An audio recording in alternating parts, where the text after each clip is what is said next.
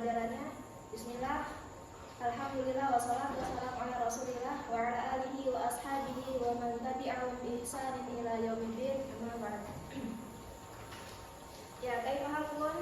Alhamdulillah bi khairin wa kaifa haluki ya ustazah? Ya, alhamdulillah khair.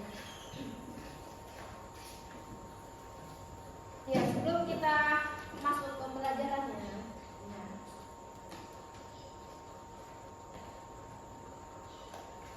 sebelum kita masuk belajar, kita berdoa bersama, yaitu doa sebelum belajar. Sama-sama baca doanya. Allahumma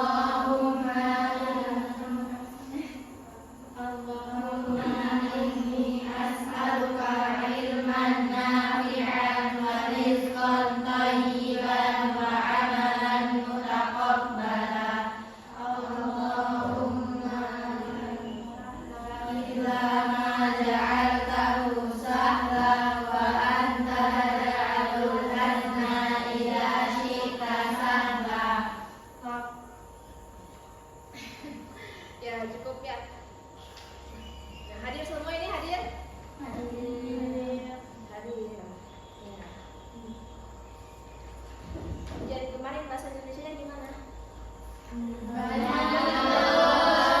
Bagus. Ada yang lain ini? Enggak ada. Sekarang kita masuk ke bab 2. Bab 2. Teorisik teks persuasi. Ya. Halaman 17.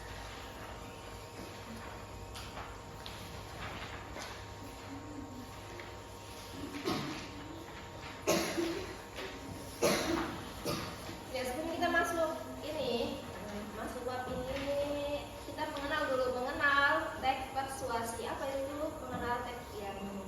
Coba dibaca Natasha. Mengenal teks persuasi.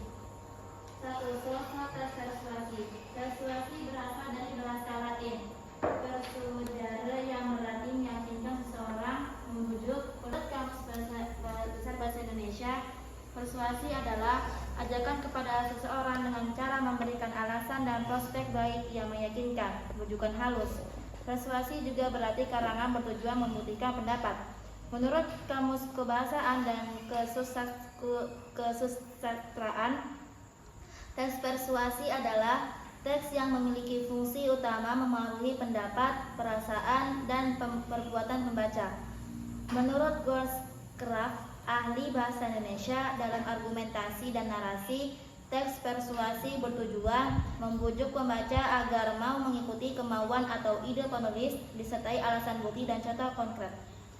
Dalam teks persuasi, pendirian seseorang dapat diubah dengan tujuan untuk mencapai persetujuan atau kesesuaian penulis dengan pembaca, sehingga pembaca menerima keinginan penulis. Kepercayaan pembaca harus dibangun melalui pengungkapan ide, gagasan, pendapat, dan fakta. Persuasi harus dapat menciptakan kesepakatan atau penyesuaian melalui kepercayaan antara penulis dan pembaca. Kesepakatan tersebut bertujuan agar terhindar dari konflik atau permasalahan yang dapat mengakibatkan hilangnya kepercayaan atau pembaca terhadap peristiwa yang dipersuasikan. Persuasi memerlukan fakta dan data untuk membuktikan kebenaran pendapat pengarang, sehingga tercipta keyakinan dan kepercayaan pada diri pembaca. Iya, cukup. Nah, jadi kalian lihat di situ ada info penting. Nah, info penting di situ 3 hal yang diperhatikan dalam persuasi. 3 hal yang diperhatikan dalam persuasi: membujuk, mengajak, mempengaruhi orang merupakan kegiatan yang susah-susah gampang. Kalau kalian mempengaruhi orang gampang nggak kira-kira? Pernah nggak di antara kalian nanti mempengaruhi seseorang? Pernah. Pengaruhi apa nih? Belanja. Oh, belanja. Temannya mau hemat, tapi diajak-ajak ini. Iya, tapi susah gampang kan? Iya. Ya. Namun terdapat beberapa cara yang dapat dilakukan. Perhatikan 3 hal berikut saat melakukan persuasi. Yang pertama, etiket. Etiket berkaitan dengan sopan santun. Ya, pasti kalian sopan-sopan ya kan? Bujuk-bujuk. Pastikan saat melakukan persuasi sudah bersikap sopan dan santun. Yang kedua, logika. Logika berkaitan dengan penjelasan yang masuk akal. Persuasi yang masuk akal dapat membuat pendengar atau pembaca terpengaruh sehingga mengikuti persuasi yang disampaikan.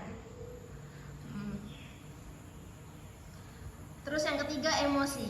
Emosi berkaitan dengan perasaan pembaca atau pendengar. Persuasi yang disampaikan mampu mempengaruhi perasaan pembaca atau pendengar sehingga mereka bereaksi positif. Jadi biasanya kalian ini mempengaruhi teman kalian untuk melihat sebuah film. Pasti kalian ceritain dulu kan? Yang masuk akal, diseterai dengan emosi. Nah, habis pulang liburan, teman kalian yang pas kalian ceritakan ngapain? Ya, cari itu film yang kalian ceritain waktu di pondok. Ya. Udah sampai sini paham?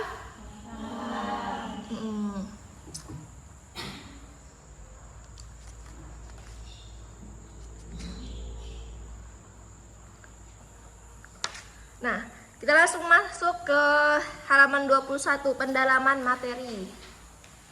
Simpulan isi teks persuasi. Dibaca.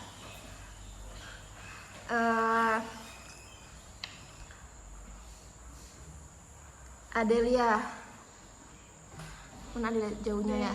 Simpulan isi teks persuasi. Simpulan adalah rumusan akhir tentang suatu dari sebuah teks. Simpulan disusun berdasarkan pemahaman atau penalaran terhadap keseluruhan isi teks. Isi teks persuasi berupa ajakan sehingga simpulan teks persuasi berisi jawaban atas pertanyaan apa ajakan teks persuasi tersebut. Simpulan dapat diambil dari pokok-pokok informasi dalam teks persuasi. 1. Pokok-pokok informasi teks persuasi. Pokok-pokok informasi merupakan hal penting dalam sebuah teks persuasi. Pokok-pokok informasi merupakan informasi menjadi inti informasi yang disampaikan atau dipaparkan. Untuk bisa menemukan pokok-pokok informasi dalam teks persuasi, diperlukan ketelitian membaca. Pokok-pokok informasi ini bisa diketahui dengan memperhatikan unsur-unsur primawe, apa, siapa, kapan, di mana, dan mengapa. Dan satu hal, bagaimana dalam teks persuasi. 2. Langkah-langkah menyimpulkan teks persuasi. Berikut langkah-langkah merumuskan simpulan teks persuasi. A. Membaca keseluruhan isi teks persuasi. B. Mencatat bagian-bagian penting atau pokok-pokok isi teks atau gagasan pokok tiap paragraf. C. Menghubungkan pokok-pokok informasi menggunakan kata penghubung. D. Merumuskan simpulan isi teks secara ringkas dan jelas. Ya. Jadi nanti tugasnya ini halaman 22. Yang pertama, bacalah teks persuasi berikut. Bijak menggunakan plastik. Nah, terus tugasnya tentukan pokok-pokok informasi teks persuasi tersebut. Nah, mana pokoknya? Ketiga, buatlah simpulan berdasarkan pokok isi teks persuasi tersebut. Nah, yang keempat, berikan tanggapan pribadimu tentang daur ulang plastik, apalagi pada masa pandemi seperti sekarang ini pandemi. Ya, kemarin ya. Terus yang 5, kumpulkan hasil kerjamu kepada guru. Ya, enggak usah ini nanti dibaca aja, baca maju ke depan.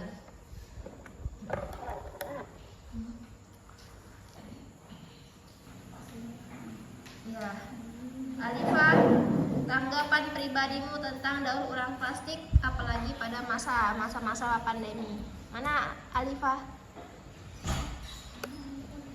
Ya. Afifah nomor 2, nomor 3 Asifah, nomor 4 Anti. Nomor 4 Iya, nomor 4. atau nomor 2? Nomor 2 Afifah.